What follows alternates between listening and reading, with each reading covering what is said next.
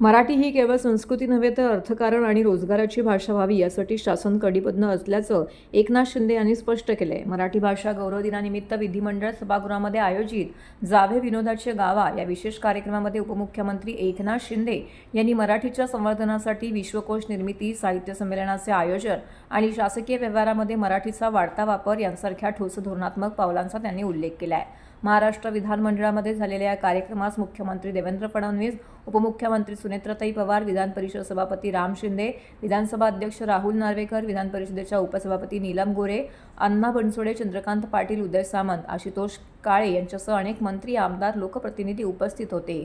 कार्यक्रमाचं संयोजन केदार शिंदे, ऋषिकेश जोशी, प्रभू देसाई, धनश्री दामले यांच्या टीमने केलं आहे।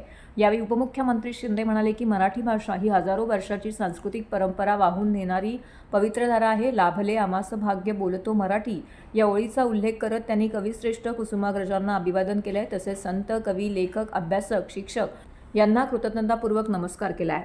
मराठी ही महाराष्ट्राच्या नसानसातून वाहणारी अस्मिता असल्याचं त्यांनी नमूद केलं।